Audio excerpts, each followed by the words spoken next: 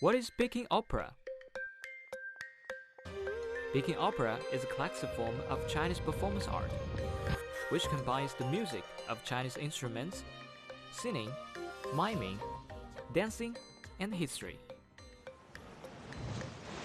Peking opera arose in the late 18th century, and by the 19th century, the art form was popular throughout the country. Today, it is regarded as one of China's cultural treasures. There are four main characters in Peking opera. This mask represents the character Sheng. In addition, there are also three other major roles: Dan, Jing, and Chou. Each character has a different age, gender, and social status. Sheng is the main male role in Peking opera. Dan is a female character.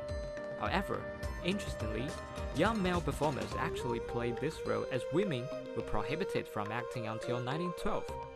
In Mandarin, Jing means clean. The face paint does not make the character appear clean, so the word Jing is used in the contradictory sense. Chou means ugly. The actors who play the Chou roles, although they may not necessarily be unattractive physically, have a white dot drawn on the noses. This feature means they are supposed to be ugly. The masks in Peking opera represent the different characteristics of the personas on stage. As red is traditionally a positive color in Chinese culture, the culture signifies prosperity, intelligence, and bravery. Purple masks suggest justice and sophistication. Although black is depicted as a negative color in Western culture, the black mask is regarded as neutral, whereas the green masks and the yellow masks represent the bad characteristics. The green mask implies violence and the yellow cruelty. Similarly, although Westerners traditionally see white as a symbol of purity, the white mask actually stands for evil. The Peking opera actors have to train from early childhood as they need to master almost all the performing arts like singing, dancing, and acting. Similarly, without perfect martial arts skills, it would be very difficult for an individual to become a Peking opera professional. There are very strict rules actors must follow.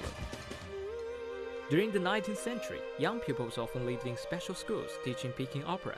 As the school provided all food and accommodation, the students were indebted to the trainers, whom they would repay once they made it as performers. Daily life was exhausting and brutal. It was not uncommon for classes to run from 5 a.m. until the evening. Peking opera is a virtual art, and therefore not as straightforward as films and plays. For example, the stage is meant to represent a totally different reality. So if an actor walks in circles on the stage, it could symbolize that he or she has walked miles and miles. Similarly, the actors use a whip to hit an imaginary horse to pretend that they are galloping across the land. Basically, this is Peking opera.